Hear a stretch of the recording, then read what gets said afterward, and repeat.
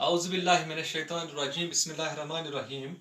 मेरे प्यारे अजीज़ तलबा अस्सलाम वालेकुम। ये क्लास 8th है। तो हम पिछले 2 दिनों से ये मौजू पढ़ते आए हैं, आजमाइश शर्त है। आजमाइश शर्त है। तो इसमें हमने कुछ सतूर पढ़े हैं, तो इससे आगे हम आ जाएंगे।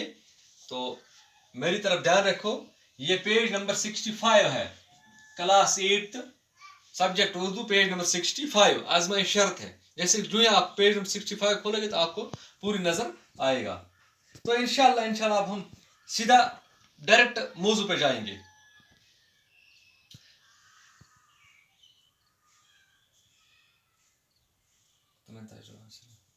कुछ दिनों बाद बूढ़ा मर गया और बेटे ने बाप की बातों को आजमाने के लिए अपनी बीवी और अपने करीबी दोस्त की आजमाइश का तहिया कर लिया। जब बाप ने अपने अकलूते बेटे को ये बताते हुए, नसीहत करते हुए आंखें बंद की कि बेटा, मेरे मरने के बाद आप पहले अपने रिश्तेदारों के साथ, अपने अजीजों के साथ, अपने दोस्तों के साथ पहले उसको आजमाना, फिर उसके साथ दोस्ती करना। तो जो ही उसके बाप ने आंखें बंद कर दी, इस दुनिया से चला गया।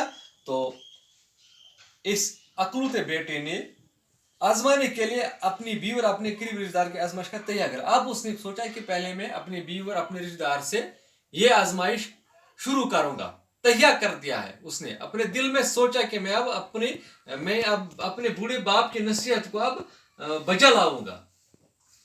इसका दोस्त बहुत ही चालाक था और मुकामी हाकिमों के लिए मुखबिरी, जासूसी का काम करता था। यहाँ एक लफ्ज है मुखबिरी। मुखबिरी, आप छोटे बच्चे हैं, यहाँ पर एक मसला है यहाँ पर कि मुखबिरी क्या होता है। मुखबिरी होता है जासूसी। क्या होता है? जासूसी। उसको अंग्रेजी में बोलते हैं स्पाई। क्या बोलते हैं? SPY, spy.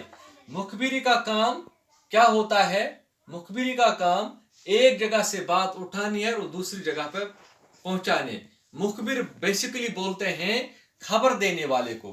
तो इसका एक दोस्त था, वो ये बातें यहां से मुखबिरी करके यहाँ की खबर उठाता और हाकिम तक ले जाता था। जैसे कि इस गांव की खबर का सुनता है, कुछ चीज यहाँ पर गड़बड़ होगा, या कोई अच्छी चीज होगी या बुरी चीज होगी, वो हाकिम तक पहुंचा देता था। तो जैसे काम करता, वो इस नौजवान के घर भी आया जाता करता था और इसकी बीवी को भाभी कहकर पुकार था।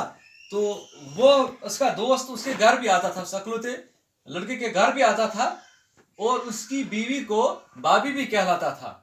तो रोज उनके साथ आता था, बैठा था, मतलब काम शाम भी करता था।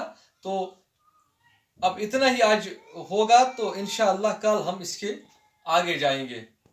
कल तक के लिए शुक्रिया।